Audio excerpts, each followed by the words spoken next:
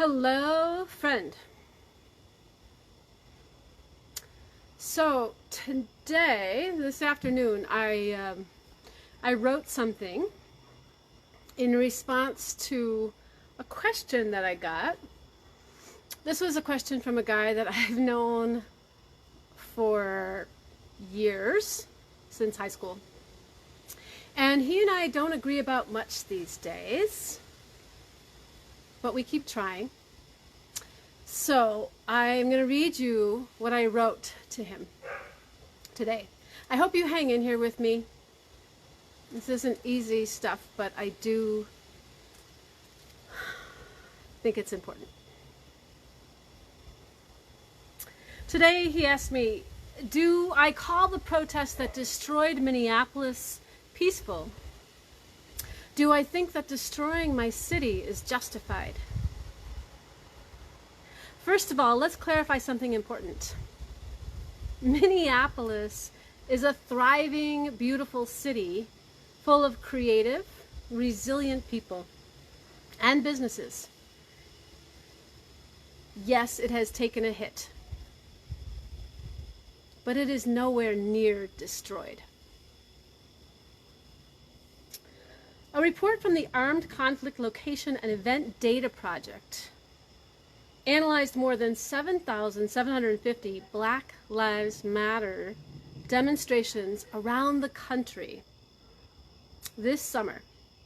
And they found that 93% of those protests have been nonviolent.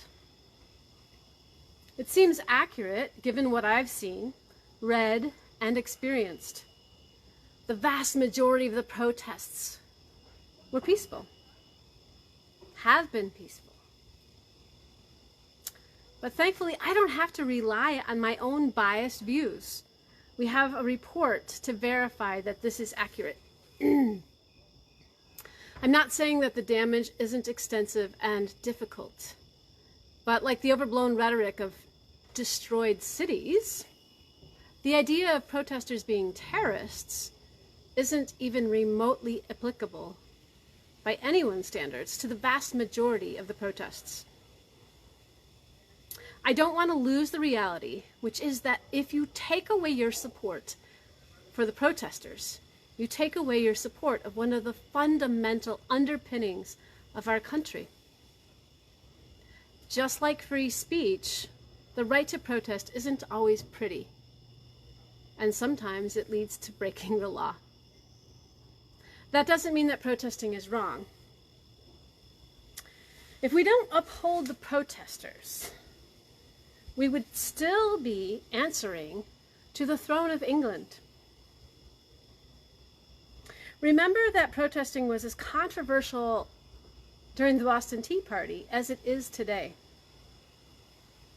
To your questions, obviously protests that destroy property are not peaceful. As to whether or not the destruction is justified, that is a question that deserves a lot of historical background and some exceptional listening skills. I'm willing to lay out some of that thinking here, but know that there are vast sets of resources and people who have answered this question thoroughly. I am, for sure, not the best person to listen to on this question.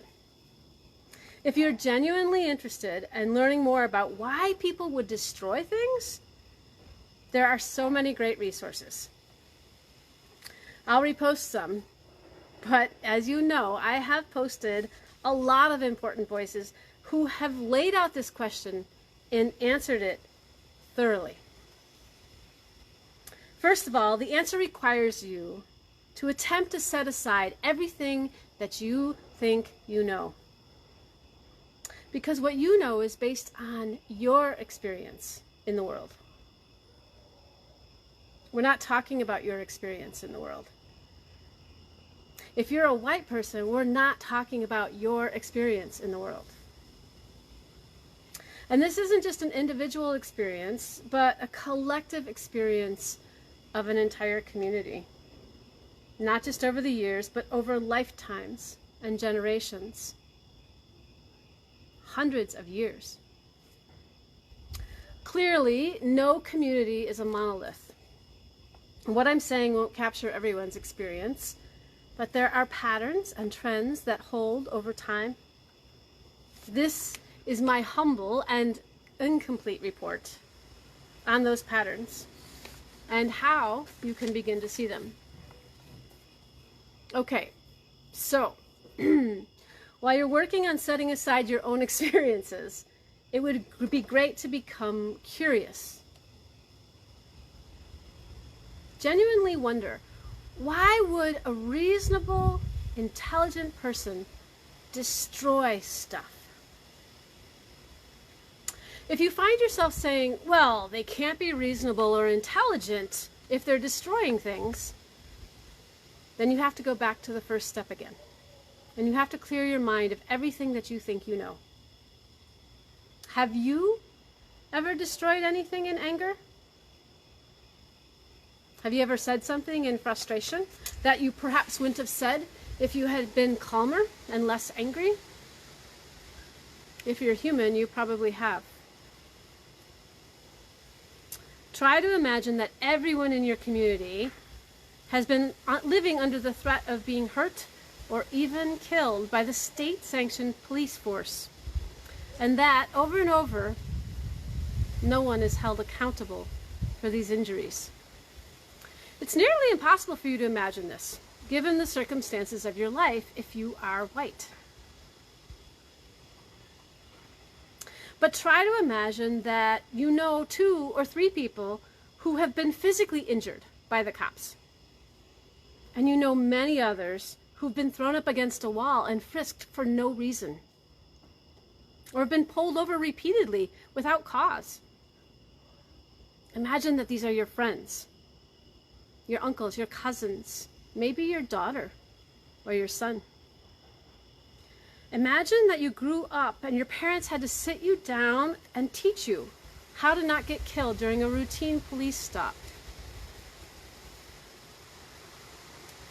As part of the conversation that you've been having in your community of family, in your friend groups at college, in the writings that you've studied, in your church, on your soccer team, wherever else, part of that conversation is always about how do we change this reality?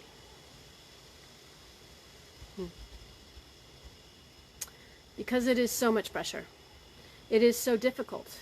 And it's not just the cops. When you walk into a store, sometimes people assume you're shady. You're clearly unwelcome in some places. You've experienced it and you've heard about it from others in your community your whole life. There's more. Your family and friends don't get into colleges nearly as easily as white people.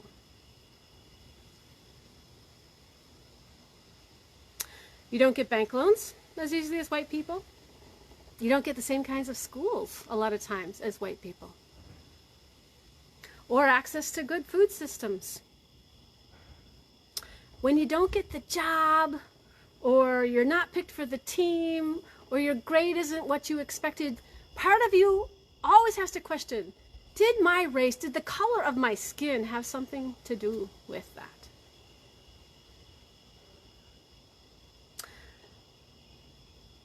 But let's just say for a moment that you are in a position where you've done well, and you have a middle-class existence, and your family has resources.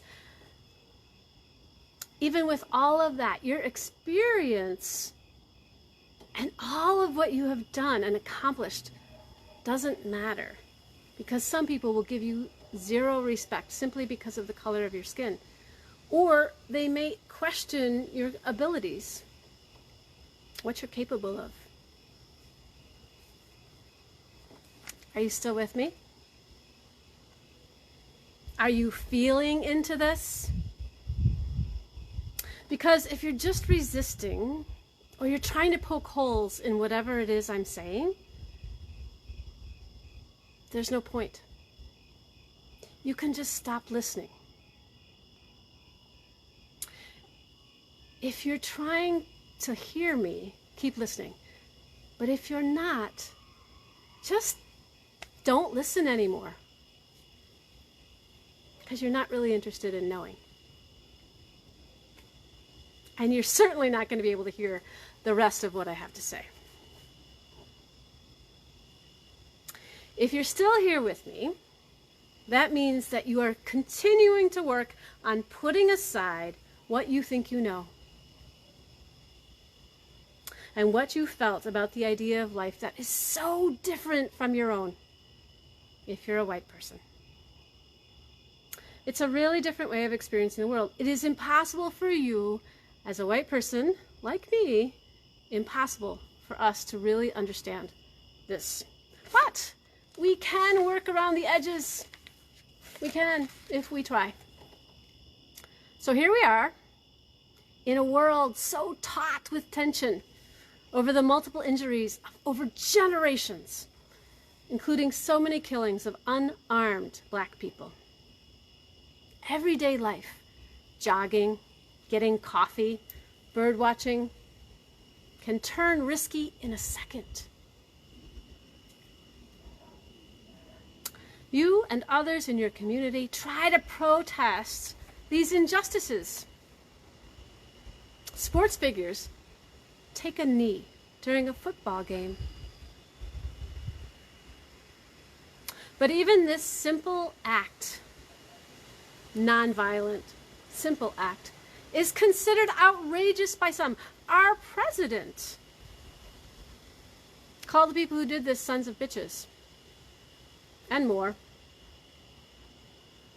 Others try to educate, to have speeches, lectures, awareness raising, community conversations, meditations, mediations, lawsuits. They write books. People make movies. None of it has stopped the killing. None of it has made the necessary change. The unrest escalates. The protests become more intense. People shut down highways. The outrage becomes even more so. Outraged. These outraged people say things like, "We should just run them down." And many people support and share these sentiments. We should just run them down. But in communities where the carnage and the injury is piling up, there feels like an unanswerable question. What will it take for you to hear, to make you see, to listen? It's been 400 years of violence against these communities, living in the bodies, the minds, the hearts, the very souls of people. Can you sense the buildup? But no matter what kind of protest, not enough is done. Not enough people listen. Not enough people act. The injuries continue. Dr. Martin Luther King made change, but not without violence. There was plenty of violence. Go back and watch those videos. People are definitely behaving violently. The people who were protesting are not the ones who were behaving violently. But there was plenty of violence. And what Dr. King was leading in those days was absolutely radical. And you could tell this because of the outrage that happened from the mostly white people who were outraged. If the changes that had been made then were complete, we would not have today as we have it. But they weren't. His intent, Dr. King's intent, wasn't to placate white sensibilities. Even if he stood with a resolute, nonviolent response that made people in power less uncomfortable than, say, Malcolm X, who was clear about making change by whatever means necessary. Be clear about this. There were plenty of white people saying that MLK was out of line. Plus, remember how his life ended? He was murdered. He was murdered for his work. That's how that ended. It's a repeating pattern. Just like in the Boston Tea Party, of mostly white people saying, well, the protesters just aren't going about this in the right way. They don't need to be so radical. Why would they destroy property? Why would they throw tea in the sea, in the harbor? Is it really justified?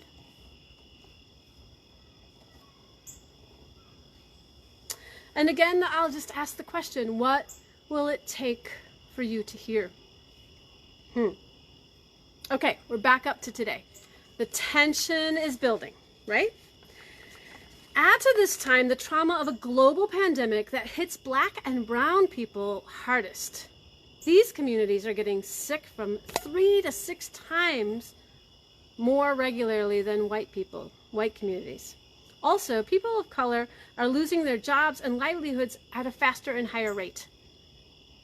Their housing is at risk or is gone. People are becoming incredibly ill and many are dying. Put yourself there. If you're a white person, I know how hard that is. It's hard for me, but keep trying. The piling up is felt the hardest in these communities. Again, still. Families are doing what they can to figure it out, to make it work, like they always have. Life is hard. Don't use your life as a reference for what you would do here if you're white. You have no way of knowing. We're not talking about you. Remember? But one thing that we do know, the world, and certainly the leadership, isn't helping. Even halfway decent leadership would work to listen, to include, to soothe tension, to address the real hardships that so many people are facing, to get a hold of the problem and bring it to a better place. Instead, leadership calls communities of color rapists, murderers, and more. Leadership divides and adds fuel to a growing body of dynamite. At this point, the pile of dynamite is enormous. And why wouldn't it be?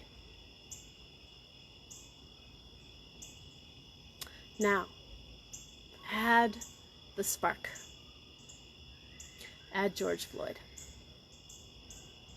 Another Black man killed at the hands of the police on camera, slowly, right before our eyes. Okay, I just want to pause for a moment and have a little side note on this, all right? There are a lot of apologists for the cops who are saying things like, he died of a drug overdose, or George Floyd doesn't deserve the outcry because he was on drugs. And I am a patient person, but this sentiment really tests my patience, especially when it comes from white people of means, probably because I know the disaster-drunk white people who ruin their lives and other people's lives with their drinking and their drugging. And they get a warning when the cops pull them over. Drunk. People who go to treatment again and again and they don't lose their jobs. Who can, because of their resources and their whiteness, have outrageously messy lives and never be called to task for it because they can, to some degree, hide it with those resources. They're given a pass again and again. I know these people.